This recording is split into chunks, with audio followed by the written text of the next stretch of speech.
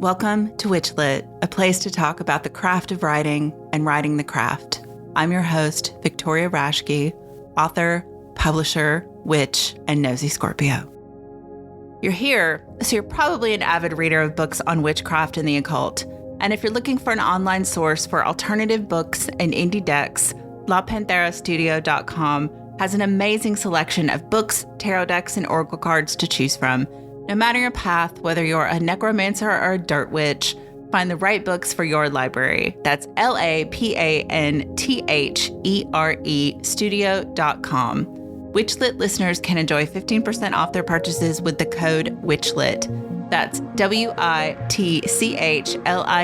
all one word, link in the show notes. WitchLit is also brought to you by 1000 Volt Press, an independent, family-owned, digital and print-on-demand publisher of books we want to see in the world. If you'd like to support WitchLit and 1000 Volt Press, the best way to do that is buy our books. Our most recent title is Pagan Roots, Reclaiming Concepts of the Sacred by Yvonne A. Burrow. Other titles include A Death in the Dry River by Lisa Allen Agostini, Pondering the Commonplace by Lane Fuller and Corey Thomas Hutchison, and my most recent novel, Verona Green, A Story of Art and Magic. Head over to 1000voltpress.com/store or order them wherever you buy books. You can also support the show by buying us a cup of coffee at ko-fi.com/witchlitpodcast. All those links can be found in the show notes. Listening, subscribing, and leaving a rating or review also supports the podcast, and we really appreciate it, so thank you. Next month, I'll be reading and discussing Cardinal Sin by Raymond Buckland with returning guest Thumper Forge, author of The Chaos Apple, Magic and Discordianism for the Postmodern Witch, and co-author of Virgo Witch with Ivo Dominguez Jr. Cardinal Sin was published by Llewellyn in 1990 during their run of fiction publishing. It's available secondhand online and possibly at your local used bookstore, but it is also available as an ebook and audiobook from the large online book behemoth. I'm excited to jump into this week's episode to discuss Ruth E. St. Ledger Gordon's The Witchcraft and Folklore of Dartmoor, published in 1965. For listeners who may not be familiar with St. Ledger Gordon or the book, I wanted to give you a little bit of background before we start. There's not much to be found online about Ruth E. St. Ledger Gordon, except for the fact that she is the author of The Witchcraft and Folklore of Dartmoor. But she and her husband were both chroniclers of Dartmoor folklore and legend. Her husband, Douglas, wrote Dartmoor in All Its Moods in 1931 and Under Dartmoor Hills in 1954. And from what I can see online, both of those have been reprinted several times. And on a genealogy website for Dartmoor families, I found this brief remembrance of Ruth that I thought was kind of sweet. Ruth was a journalist and author. I have several of her articles regarding Sticklepath and vaguely remember her. I think she held a large stock of potential dressing up clothes for the various Women's Institute and carnival occasions. She had researched charms and witchcraft from Dartmoor and written about this. There is much crossover with the medicines, in quotation marks, and homemade cures of history. Her husband, Douglas, also wrote many books and chapters about Dartmoor.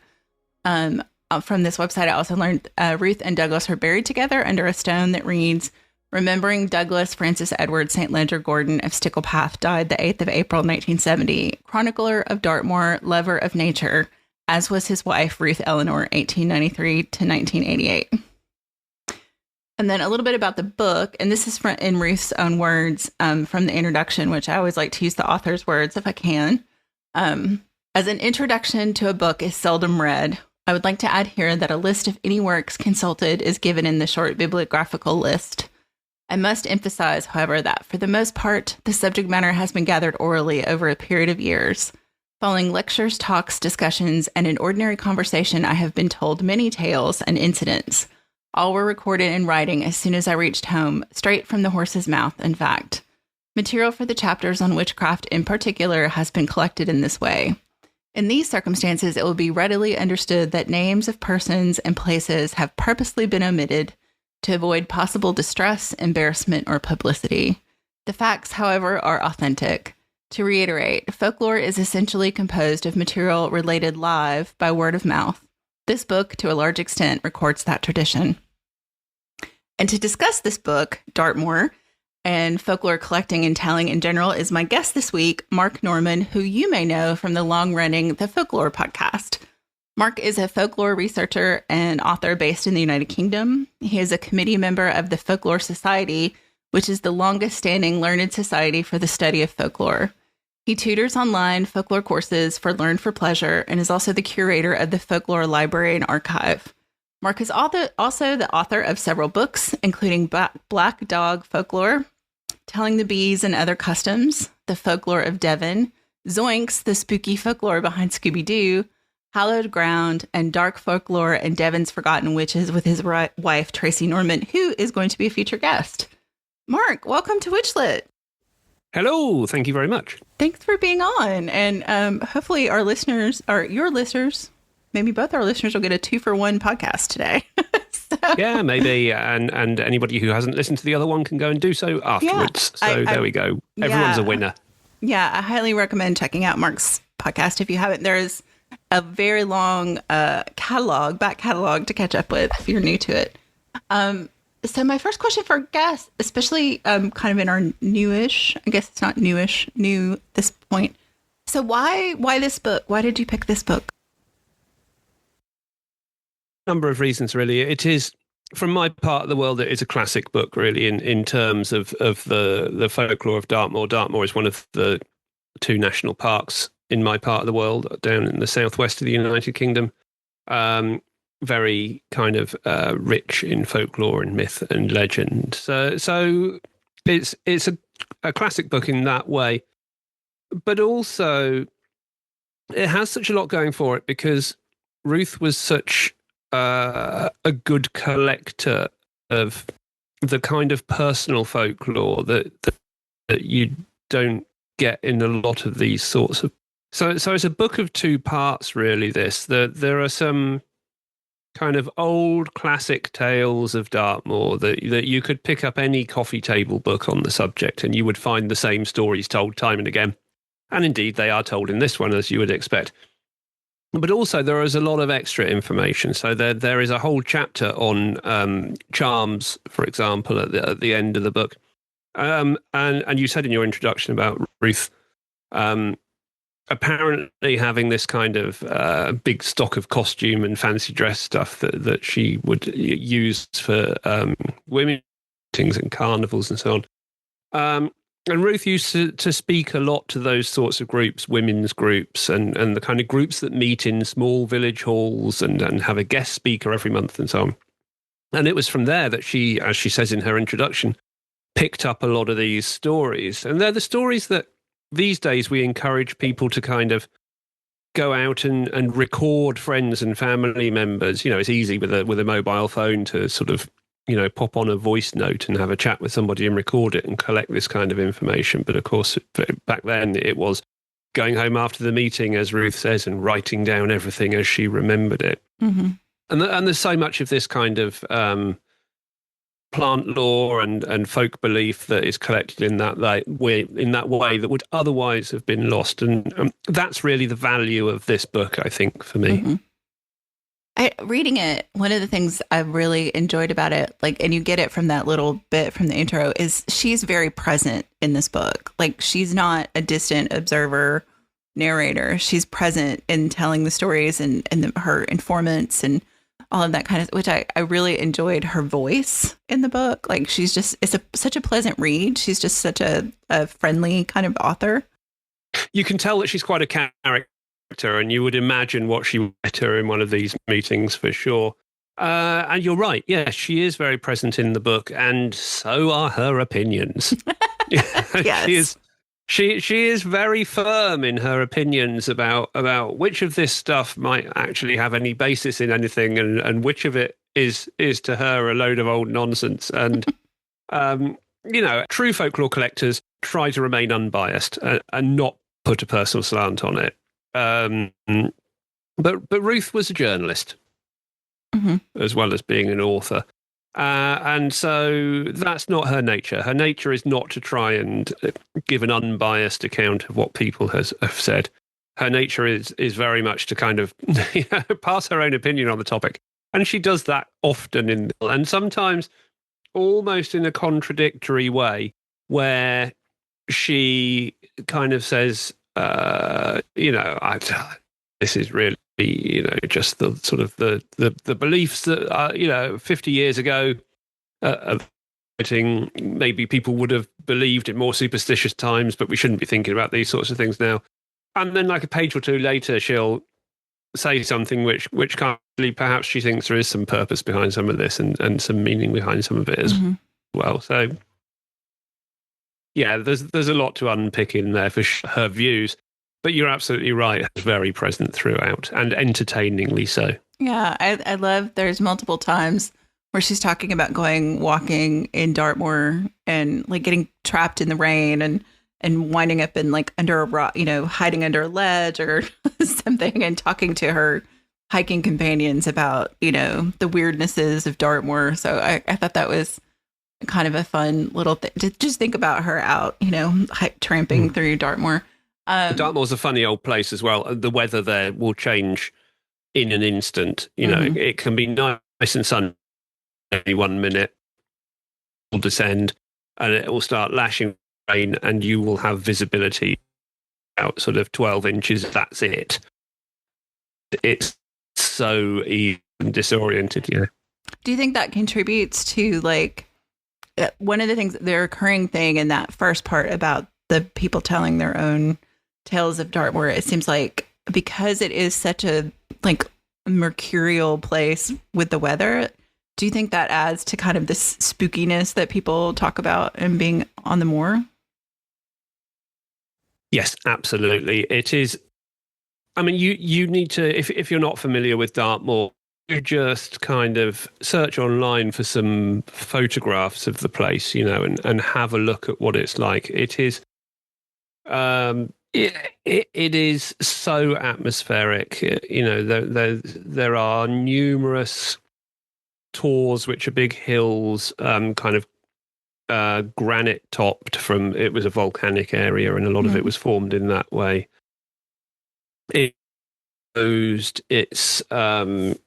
It's covered in livestock because it's virtually impossible to farm the land for arable because it is so exposed and so stony and so difficult to work. And as such, it's full of, twisted trees and bogs and soggy areas and mist and I mean, if you wanted a typical kind of open moorland gothic where you think you're running across and howling at the moon, that is Dartmoor. So the conditions absolutely do contribute to a lot of these stories, and they're described in these stories as well. And as I say, it's very easy to become lost, and we have lots of stories of people who are kind of led astray by the pixies or by the fairies on the moorland, and kind of led by mysterious lights that appear and kind of take you along a path, the will-o'-the-wisp or however you want to describe them. Marsh gas sort of lights, essentially, and there's a lot of that sort of area. So it's very easy to see where a lot of these stories would come from, just from the atmosphere of the place. Yeah. I wish I had been able to find out more about Ruth, because I think it's interesting that she and her husband both, recorded folklore and wrote books about this. And I often wonder, like, if the interest in folklore comes from the place, like if you live somewhere like Devonshire, these places that have these long histories. And I think of Devonshire as being so remote too, so that maybe some of those, remote in sense of, late 19th century, early 20th century. I mean, now you can drive a car to it easily, but 100 years ago, it was probably seemed much more remote from a big city than other places. And just that, if that feeds people's interest in being interested in folklore, I guess. It does. It absolutely does. And the way that happened was with the arrival of the railways. Mm-hmm. So it was very remote and very difficult to get. Well, you've been here. It's like, it was very remote, very difficult to get here at one time. You would come by road, but the roads are not your normal roads in a lot of places across Devon. They're more like country tracks and so on. And then with the arrival of the railways, then it became very easy for tourists to come down to the area. And that meant that a whole new market opened up in terms of guidebook literature, and kind of tourist publications. And people who were interested in folklore certainly fed into that. So there was a well-known writer and member of the Devonshire Association, which is an organisation which looks at the history and heritage of the county and so on, who used to head up the folklore committee at one time, called Richard John King. And he was commissioned by the publisher John Murray to produce a guidebook of Dartmoor, essentially. So people coming down by train would buy one of these books, and it would tell them all about the area that they were going to, what they were going to find there, and those sorts of things. But because he was really interested in folklore, he embedded a lot of that material into the guidebook as well. But the straight stories as they were, to his mind, this is a bit like the kind of bias that we find from Ruth's writing, for example.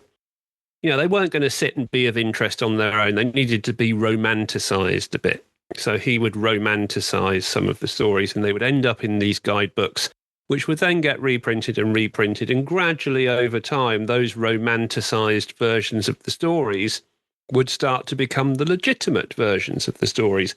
And they would replace some of the earlier narratives of folklore in the area because they had been so widely proliferated. And we see examples of that now.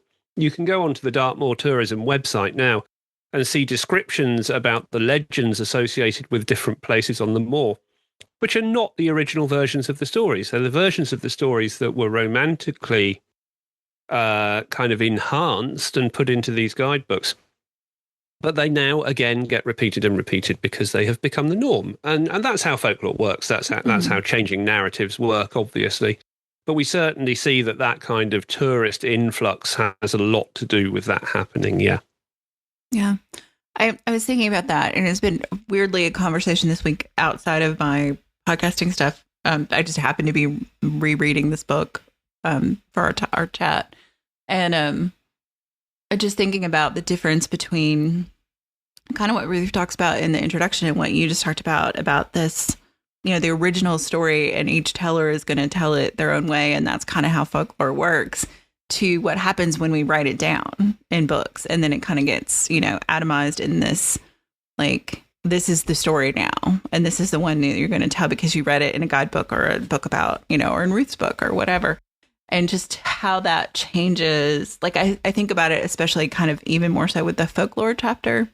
I mean, with the witchcraft chapters, because it's clear that she's been heavily influenced by Murray and Gardner in her writing, even though she then does relate what I would think of as very folklore cunning person stories, even though she's also clearly been influenced by this, what we now know. And I think even at the time people knew was suspect history about witchcraft in the UK. Yeah, there are a number of examples who are now looked at as, a little bit less legitimate than they were. Margaret Murray, bless her, is certainly in terms of the witchy side of her writing. We can't lose sight. Murray was a good writer and a good researcher in other areas. Her Egyptology writing is very good, and people don't tend to argue so much with that. But her theories around the witch cults in Europe have been very dismissed now, but not at the time that Ruth was writing. And we see other examples of writers that she cites as well. T.C. Lethbridge is another writer who she quotes a couple of times in there. Lethbridge, influenced by Murray's ideas as well.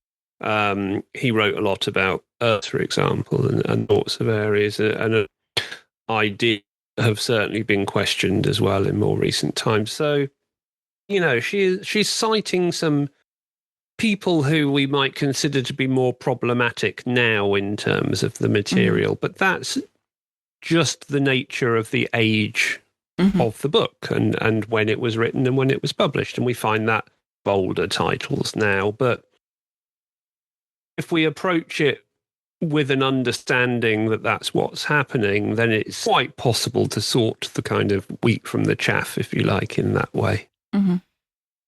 Yeah, and I do think the book feels almost bifurcated for that reason. Like you get like her kind of retelling and recording of the folklore that she's overheard, and then you kind of have that to some extent in the chapters on witchcraft. But it also seems like there's, a more about kind of this idea of black and white witches and, but then she does kind of get down to the nitty gritty of, oh, this is a charm that this person told me, and then this person informed me that they had actually put a curse on one of their tenants or, like she also has those recorded things in addition to this larger narrative at the time about witchcraft and witch cults. She does. Yes, she does. And that is, as I said at the top, really part of the value of this book is those collected stories, those examples where somebody has apparently laid a curse on somebody or charmed somebody, blood stopping charms, those sorts of things. There's lots of those sorts of things mentioned. That really, I think, is where the real value of her writing lies, because as I say, these are the little bits of material that you wouldn't get in other books that are just looking more broadly at the big stories. So it's an important work for that. Yeah. So I was curious, you've kind of explained why you picked the book, but I wondered what influence has this book or Ruth's writing or even her husband's writing, I guess, had on your work as a folklorist? It's been really useful in terms of, two of my publications, I guess, in particular. So the Folklore of Devon, I draw material from Ruth's collecting for obvious reasons. So when I book, it was a companion volume to a book looking at the folklore of Cornwall, which is the next county over, which the publisher who it's with, University of Exeter Press, had put out before. And as far as Devon is concerned, it was the first kind of serious look at the folklore of the county for about 50 years. So it was 20 years or so probably before Ruth St. Leger Gordon's that a lot of material about the county had been written about and collected. So there was a big gap there. So her material was really useful for what I was drawing on, looking at an overview of belief in the county and the different kind of aspects of folklore and what people did and didn't think. And then it's been useful in terms of giving talks on this subject as well, because of stories that Ruth collected. When we were looking at Devon's for kind of witchcraft in the county, we were looking at a slightly time period.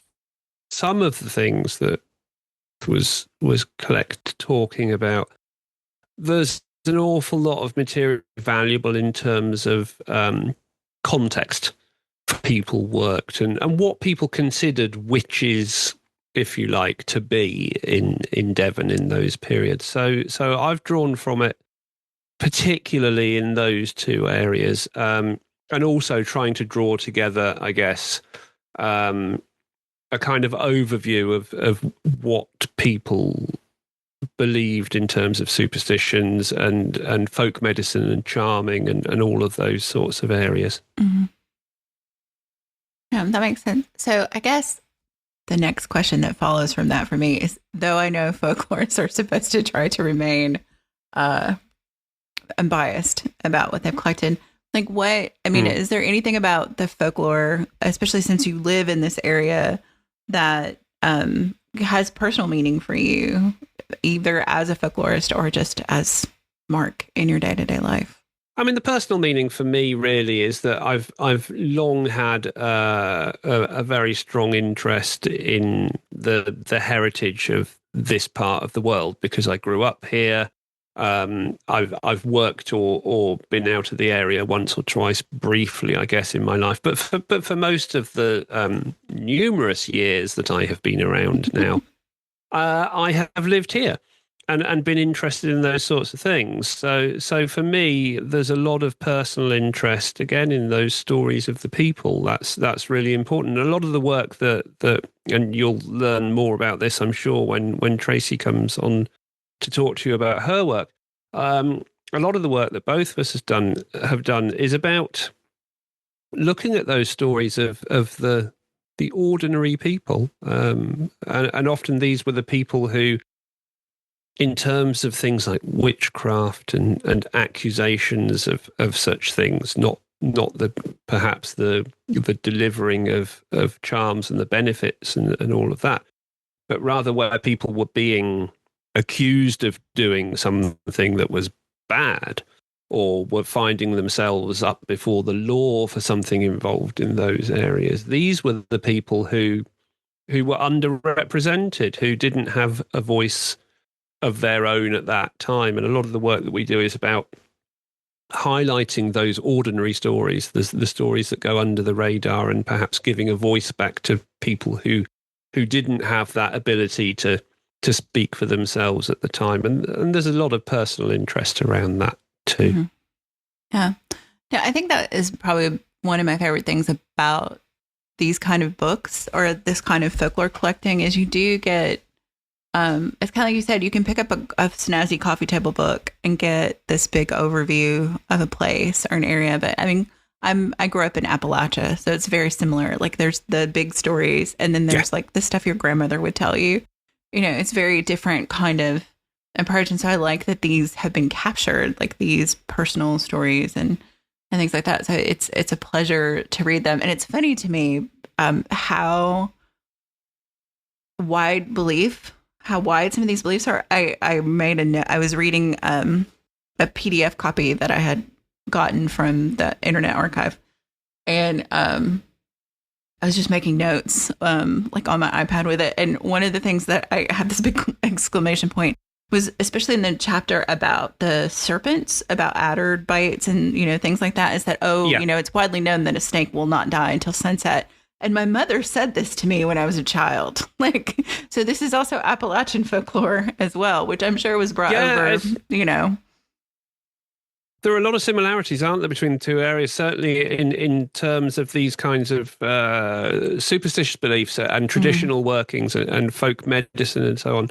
There are a lot of things between Appalachia and this part of the world. We see similar things between here and Newfoundland as well. There are a lot of ties between here and Newfoundland that kind of work in the same way. And I think, there was a lot of migration that took these ideas and embedded them in other parts of the world where we find them to be very similar now. Yeah. Yes.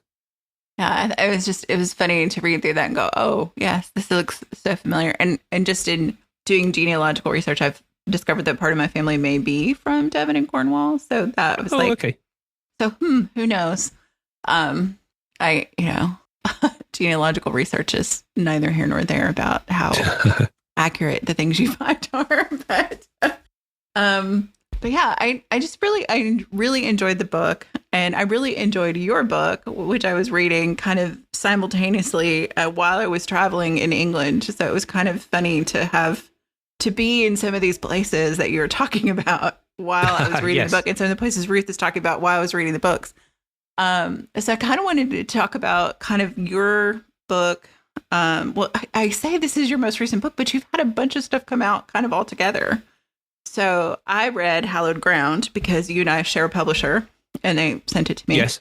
And so I read that while I was reading Ruth's book. And so I just kind of wanted to talk about like how, you know, your conversation with places, because the Hallowed Ground, I think, is a little different in that it is, for folks who aren't familiar with this book, it's the lore of churches and churchyards.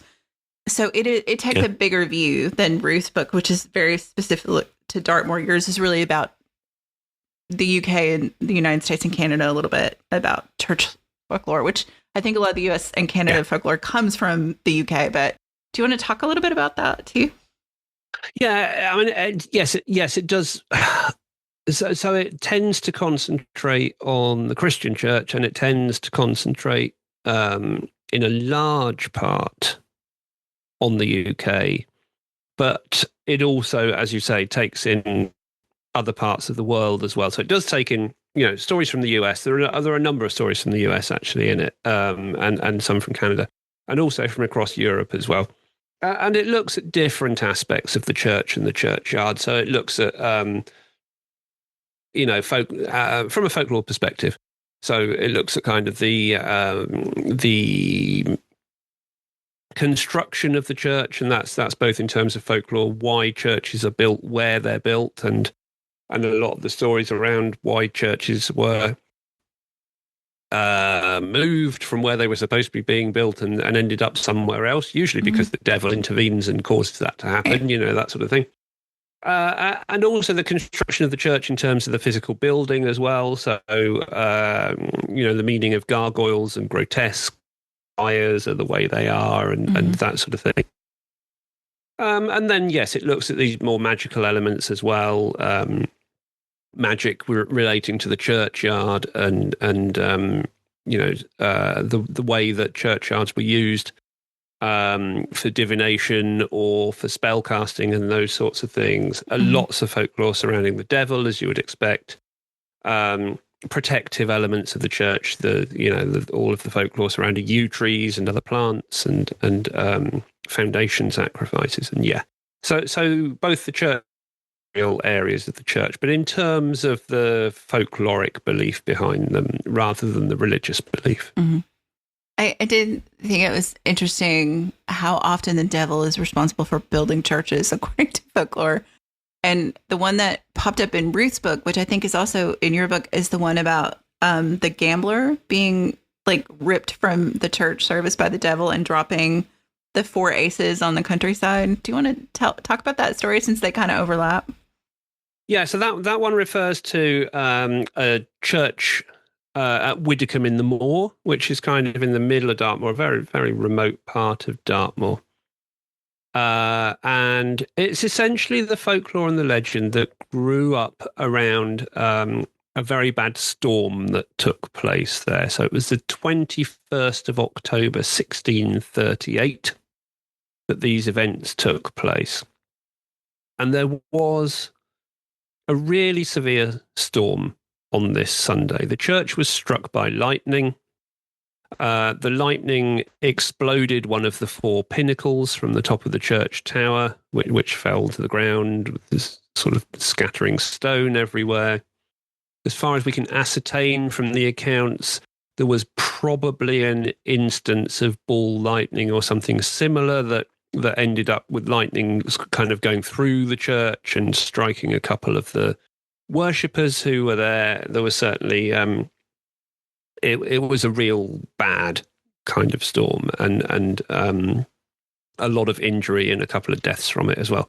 And of course, with events like that, with natural events like that, folklore soon builds up around them, and it's inevitable with a church that the devil will be responsible. It's a very common motif within folklore, which is propagated to a certain extent by the church, of course, that are not behaving respectably and worshipping properly and doing all of those things on a Sunday when you should be doing them, then something bad is inevitably going to happen to you, and therefore you should be a good Christian person and do what you are told. And that's what this story is about as well. So Jan Reynolds was the name of the character involved, who in different versions of the story is either gambling or playing cards at the church, possibly just solitaire, possibly gambling with somebody else, possibly sleeping in some versions of the story, although he carries cards in his pocket because he does often play cards.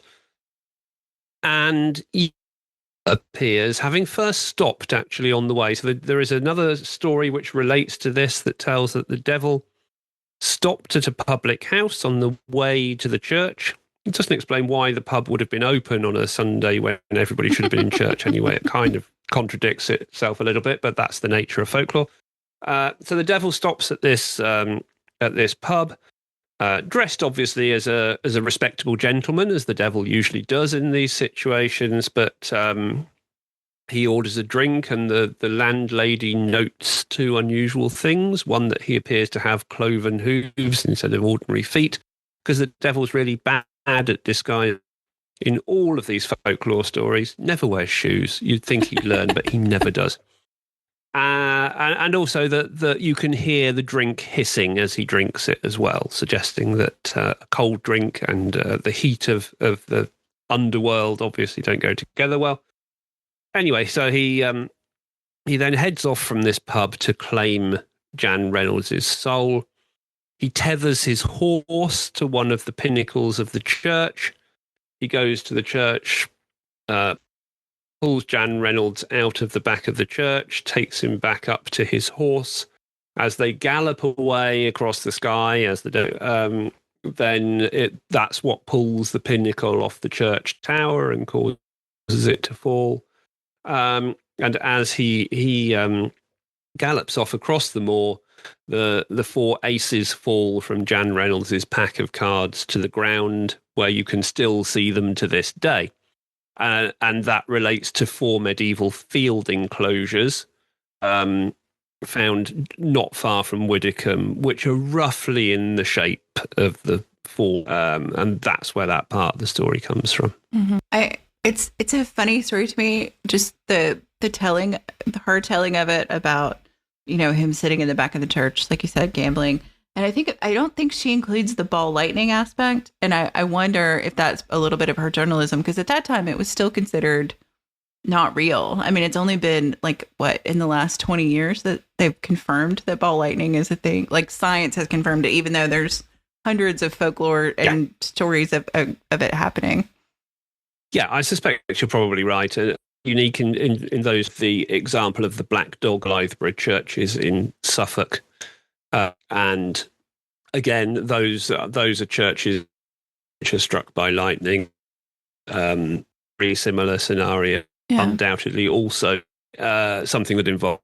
But yes, it wouldn't have been something at the time, in the same way as we see lots of aspects of folklore which are medical conditions or other areas of science or meteorology or something like that, which were just not understood at the time, and therefore other explanations came about as to what was happening. And that's just part of how folklore works, isn't it? Yeah. So I guess I wanted to ask you, do you have a favorite tale from this book, or one that you've recorded or encountered that you wanted to share? Let me have a look and see what I would choose. There are a number in here, aren't there? I was also really impressed that you could recall the date of the Four Aces story. That was very impressive.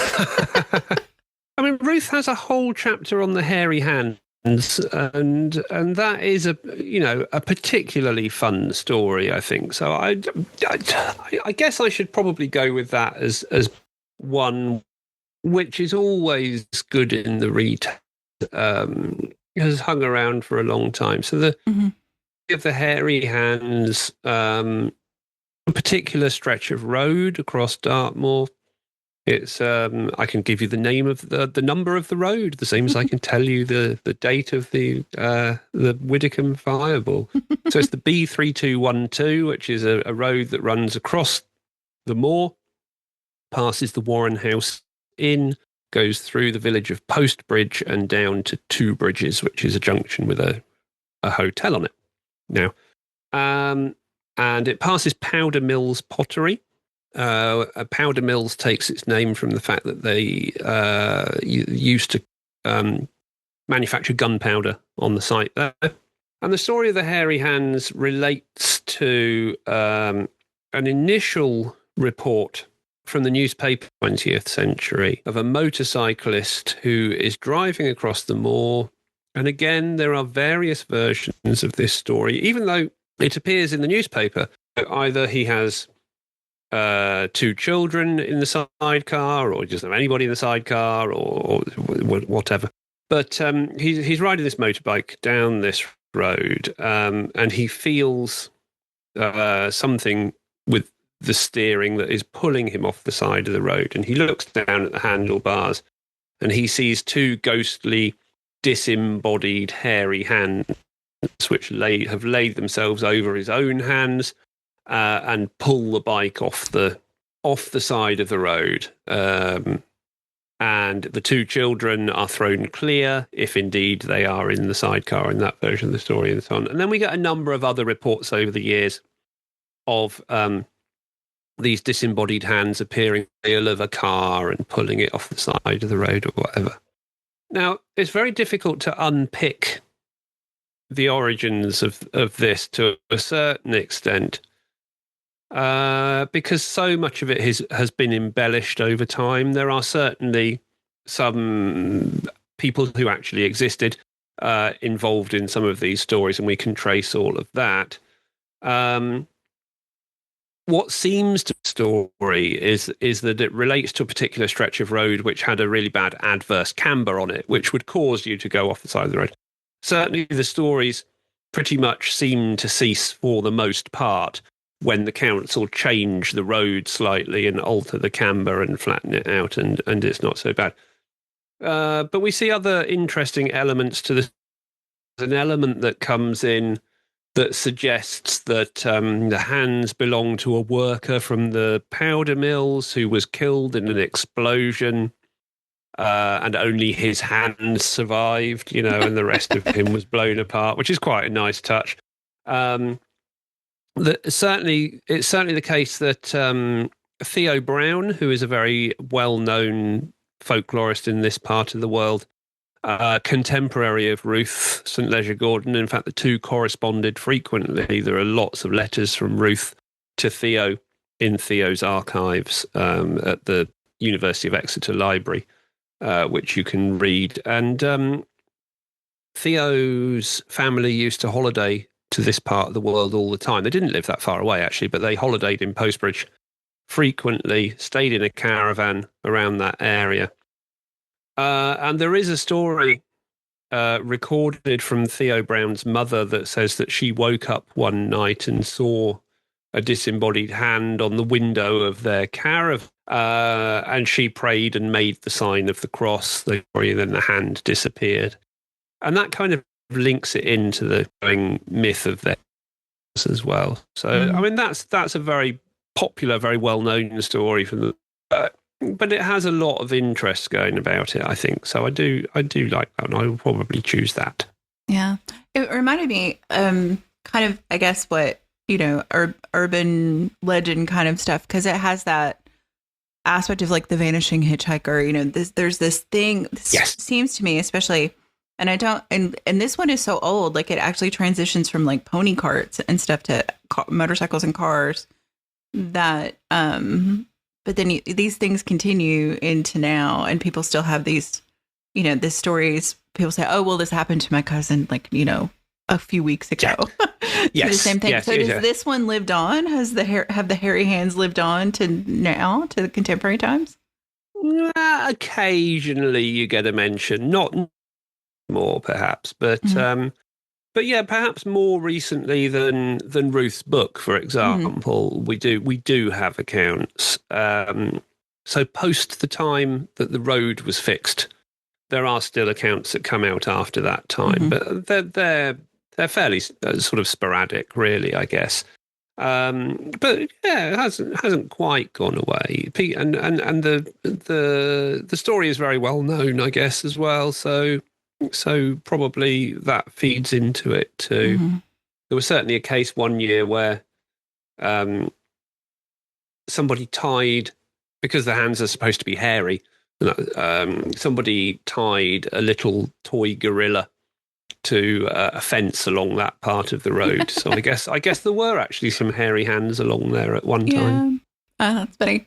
I was thinking maybe that, whoever was the original owner of these disembodied hands was like, maybe if you just fix the road, this will stop. So they're pleased with whatever changed. It was just a road safety campaign at the end of the day. Exactly. So the other thing I wanted to ask you about, and not to steal any thunder from when Tracy comes on the show, because I suspect we will talk more about witchcraft just because of the nature of her books. But I did kind of want to ask you, like, of the witch lore, and like she never calls them cunning folk in this book, but I have often heard them referred to more as English cunning folk. Yeah. I guess Devon they might not refer to themselves as English cunning folk. They may go with Devon first, right? Then instead of English necessarily. Well, I don't think they would even do that. I think, how people refer to themselves is different to how other people refer to them, I guess. And I don't know that many of these people would even refer to themselves as cunning folk at all in that way. Yeah. You know, they would probably prefer to use terms like healer or similar if they were going to use any kind of terminology at all, which I think in most cases they probably don't so much, really. Yeah. Well, I did wonder, because it does seem, and it reminded me again of Appalachia, of like, these things happen, they're just folk practice, but there's no, like, among the people who use them, there's no concept that this is any kind of magic or witchcraft or any of these things. It's really just the things people do, largely because they didn't have access to doctors or better medicine, but have still continued into the current day in some places. Yeah, and we do find certainly, medical herbalists. There are a number around. One not so many weeks ago for my podcast, and the difference now, I think, is that people are not so forward in disclosing that that's what they do, perhaps, as they used to. I think there are plenty of examples of people who still practice a lot of these things, and if you need them, you either know where to find them or you know somebody who knows where to find them. Of course, we have to remember that years ago, doctors would often refer patients to cunning folk, for want of a better term, for a treatment if they didn't have a treatment that worked themselves. And there was, you would never find anything like that happening now, but it would happen a lot more frequently, I think, years ago. In the same way, we have lots from higher classes than the common folk who are doing these kinds of things, who publicly will ridicule them or publicly will not acknowledge, anything to do with them, but privately will be seeing them for treatment themselves or using them in some way. Yeah. But they just wouldn't talk about it openly because it wouldn't be the done thing. So still plenty of that kind of work still going on, but yeah, not blatantly. I mean, we see a lot of blatant publicity or publishing around what we might term witchcraft now, because of course there are lots of different pathways that people follow. There are lots of different spell crafting works and things like that. Some of which are, there are hundreds of publications that you can buy on particular types of magic, but that's a slightly different thing. The people that practice these kind of traditional healing remedies, folk medicine, those sorts of things, in the most part, would not publish, advertise, do all of those things in the way that other practices possibly do. Because that's not how they operate. And, there's room for all sorts of different beliefs. It's not my place or anybody else's to say whether people's beliefs are right, wrong, or indifferent, but they're just different things. Yeah. Do you think, I'm not really sure how to phrase this question, do you think there is, especially for folklorists, this connection between, like, I'm curious, I think, in reading Ruth's book about why it leads with the witchcraft and folklore of Devon, when it really, in the book, it really leads with the folklore, and the witchcraft is kind of this second half of the book. Is there like a sensationalism to couching things in those terms? Is kind of like we were talking about, oh, we've got to romanticize this to sell it? Or is that kind of how it was looked at? I wonder whether if she chose the title, and I'm not sure whether she chose the title or her publisher chose the title originally. It was republished by a publisher who also now doesn't exist, actually, interestingly enough. But if she chose the title herself, I wonder whether it was just that journalistic instinct coming out. Yes, it doesn't sensationalize it as such, but it's just like it's more intriguing that way around. Mm-hmm. You know, we're going to find out about some kind of juicy stories about stuff in here. Whereas if you lead with the folklore, it's just like, oh, it's about some old stories that nobody really believes anymore. Mm-hmm. You know, somehow the witchcraft and folklore of just sounds more appealing than the folklore and witchcraft of. Yeah. And I don't know. Maybe it's just aesthetic. Who knows? Yeah, I mean, it was interesting after finishing, going, that was a choice, I think, and because I felt like even bringing in Murray and Gardner and all that wasn't really about Dartmoor. Like it's, I think she's trying to couch it like in the current thought maybe, but I was like, that doesn't really apply to then the stories she then talks about this kind of folk practice around healing and charming. And I was like, they're not really related, but they're kind of nested in the book. And it was just kind of an interesting to think about, like you said, like at the time that she was writing, I think is important to remember that as reading the book, but it was just a interesting series of choices, I guess. Yes. And I suspect that they're there mostly for contextualizing the material in a broader picture. I mean, it's very much a localized study in terms of that's what the book is designed to be. It does, from memory, occasionally throw in some stories from outside of Dartmoor, as well as that context of you know, Murray's writing and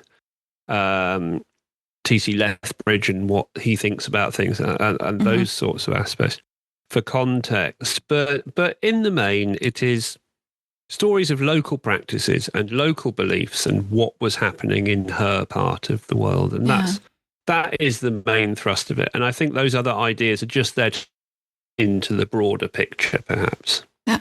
This is a somewhat tenuous transition, but in talking about kind of very specific folklore to something, as a child of the 70s and 80s, I really want to talk to you about the Scooby-Doo folklore. So, one, I'm just excited this book exists, and I finally got a copy of it, which I have not yet read yet. But the Scooby-Doo was like the thing I waited for on Saturday morning, and I was a kid, like I was born in 72, so I did not get the original 60s ones, except, you know, as replays. I was more of the like where they had the guest Harlem Globetrotters and Sonny and Cher and that era of Scooby-Doo. But I watched all the old ones.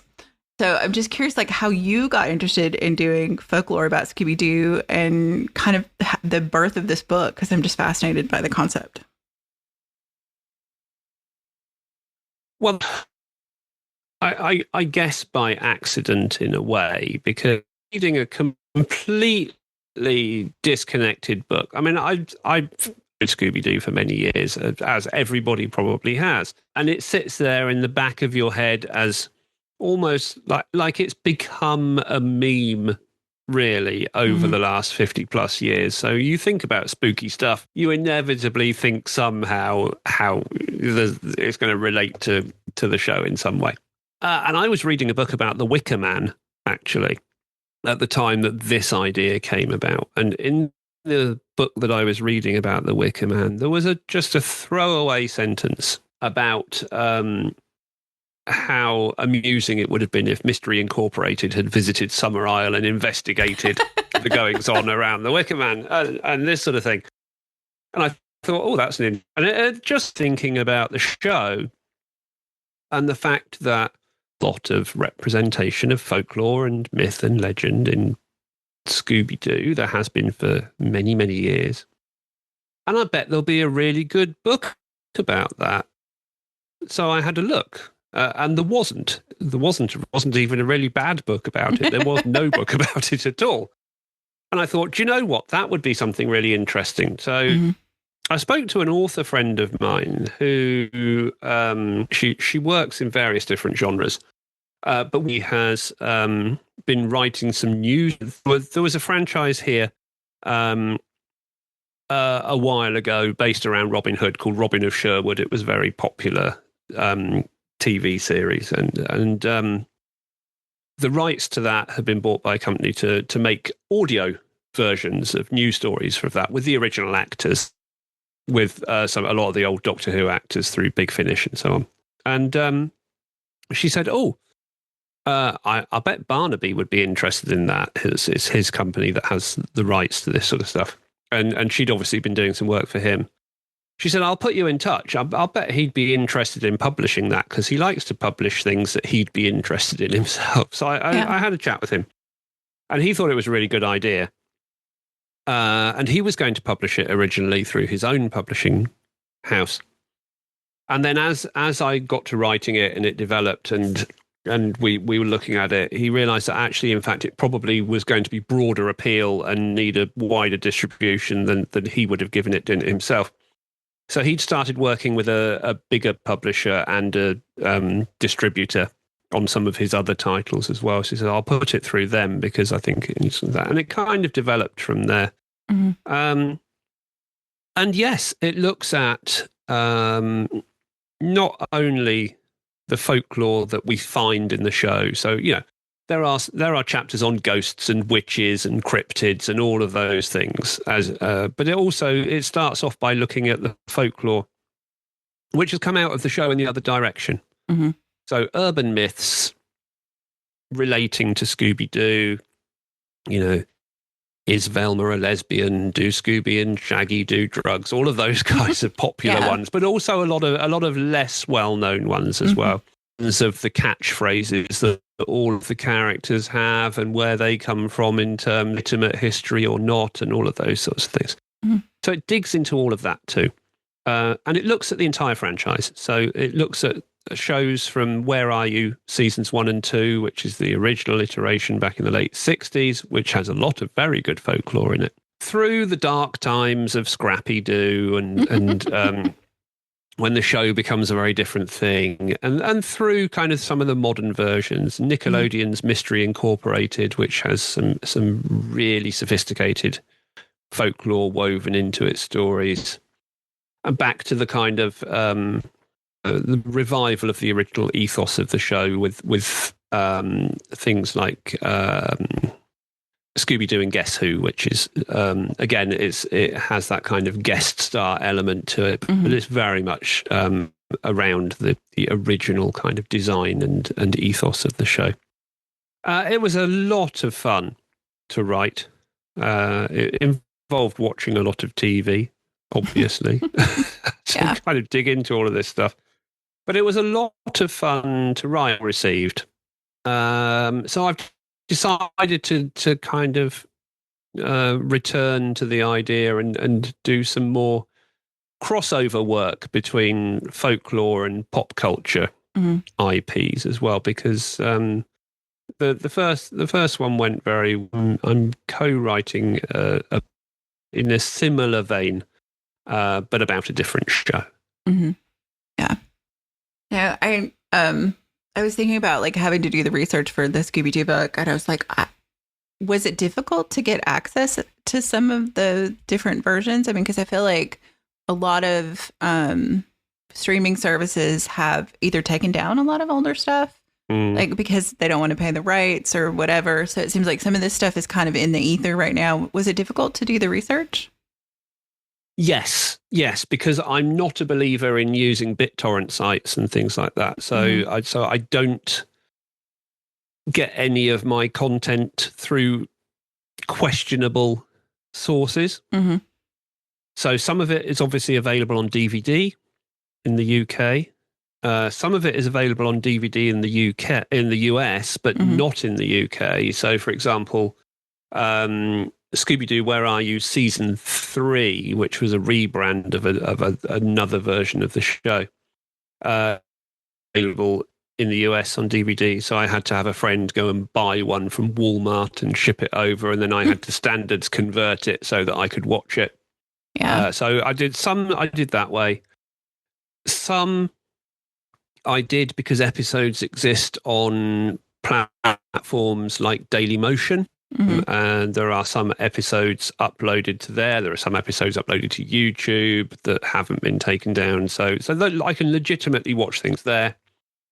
A variety of streaming services. I picked some up, but there are some that have been very difficult to find. And so I have a spreadsheet that has all of the episodes from the original 1969 start of the show through to the present day, chronologically, through all of the iterations. It's approaching 600 rows on this spreadsheet. There's a lot of Scooby-Doo. Yeah, it's a lot. And so on that spreadsheet, I have a kind of color coding system as to what I've watched and what I haven't watched and what folklore's in all of the episodes. So replicated actually in the back of the book as well. So there are, I know what episodes I have and haven't seen, and it is still my bingo card to get them all one way or another. Yeah. Because I may well update the book with a second edition at some point when I've picked up some of those other episodes. So I am still working on that just for my own kind of peace of mind as much as anything else. As well. And as you say, stream things come and go all the time on there, so you can pick stuff up that wasn't there before. And you do lose stuff that was there before as well. So, yeah, it can be tricky. The downside of us not owning our own media anymore, I think. Absolutely. It's been a long topic of conversation lately. But yeah, I do think it's interesting. I mean, Scooby-Doo is such a long-running property. Like, my son is as familiar with the characters, and my nieces and nephews are familiar with the characters as I was familiar with the characters. And my son being in his 30s, and for listeners who don't know that, he's not a little, he's in his 30s. But like, he was a huge fan of Scooby-Doo from, a little bit of that Scrappy-Doo era, but more from the films. Like, they came out when he was a kid.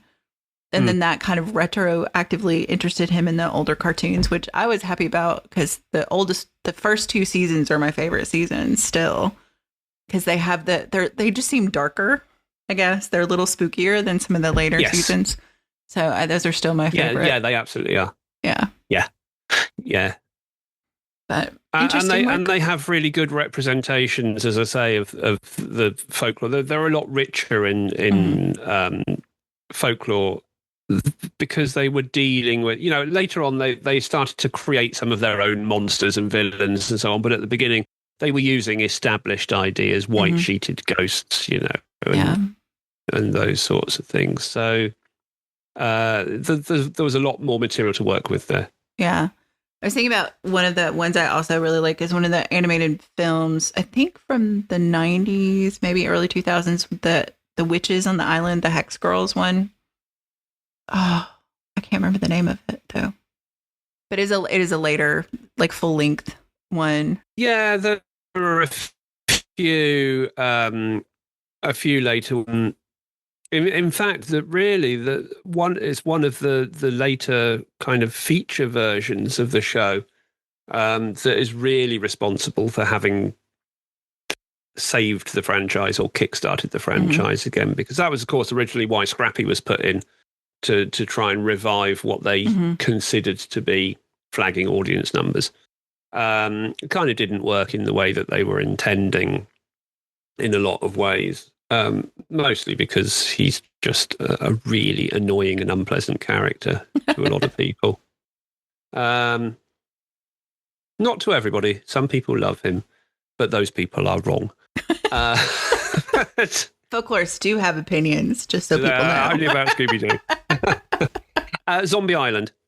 Zombie Island, yes. That one, yes. I love that one. And that is the one that is really considered to have brought the franchise back from the brink almost. And it's pretty dark too. Yeah, I mean, it is much darker than those Scrappy-Doo era or even the guest episode ones. It's much darker. But the interesting thing about Zombie Island is that it doesn't hold with the original ethos of the show.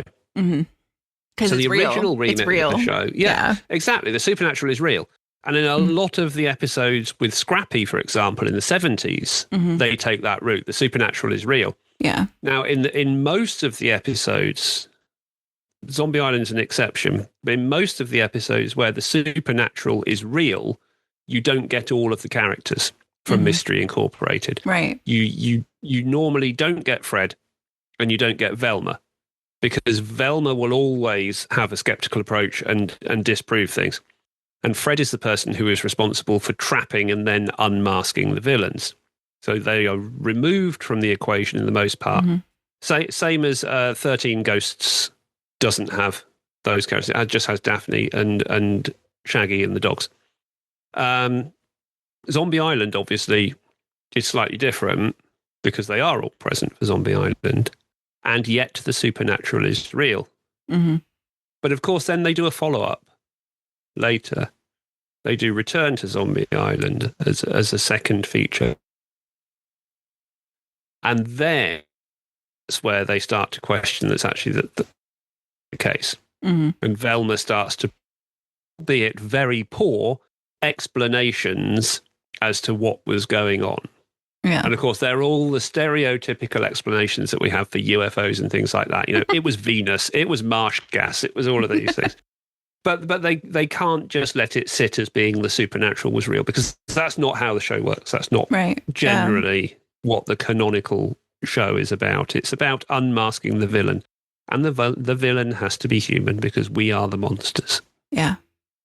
Oh, well, I'm looking forward to the next iteration of this book when you've gotten to watch all the episodes, and your new project, which kind of remains slightly mysterious for now, but I'm excited.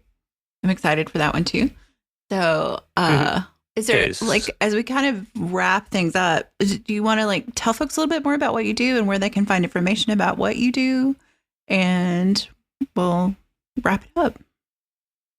Sure.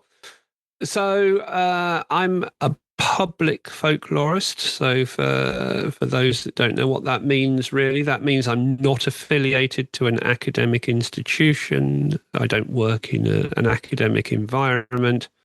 I work hopefully with the same approaches and academic writers do, but I don't write academically. I write for a general audience. So I have a number of books published, which are for a general say, but hopefully have that kind of academic approach behind them, let's say. And also I do a lot of content creation work, obviously, around folklore as well. So I formed the Folklore podcast 10 years ago now. It was one of the first shows in its genre that dealt with the material. It came 6 months after Aaron Mankey launched Lore, and we all know how successful that was. If only it had happened the other way around. But there you go. But it became embedded as a very popular show, thankfully for me, I guess, because I'm still doing it. Because it did come in. It was one of the first shows that, in the same way that I look at my writing, with a very kind of entertaining approach, and accessible, but with some fairly weighty and good guests to discuss it and so on. So I was very fortunate that kind of fell where it did, which means that I am still able to do that work as well. 4 years ago, I founded the Folklore Library and Archive off of the back of the podcast. 2 years ago, then became charity over here. So legitimate charity, which to collect and preserve in all formats. So that's written material, documents, artifacts, audio, video, whatever. Crucially, to make that material available for anybody, for the public good, through open access. So we don't have paywalls. We don't, you don't need to pay to access material in that way, any of that kind of thing. And that's been kind of growing over the last couple of years. It's just moved into new premises. We're looking at digitizing a lot more of the materials at the moment. So you can find both of those things easily online. You can find the podcast at thefolklorepodcast.com. Very easy to remember. You can also get any of my books from that website as well. If you can't, get them locally from independent bookshops if you can, because it'll save you on the postage for a start. Yeah. But you can get them from me, and you can obviously get them signed from me as well. The Folklore Library and Archive you can find online at folklorelibrary.com, and you can access a lot of our collections, a lot of our materials on there, and that's growing all the time as we get funding to do more and more work. Great.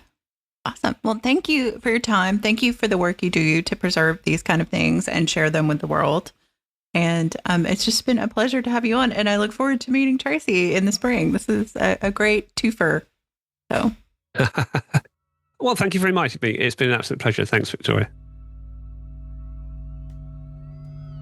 WitchLit is a production of 1000 Volt Press and is edited by Julian Raschke. Our intro music is Cosmic Glow by Andrew Kay, and our outro music is Voices by Alexander Shanekar. Transcripts and all our previous episodes are available at witchlitpod.com, and you can follow us on Instagram or Threads at witchlitpod.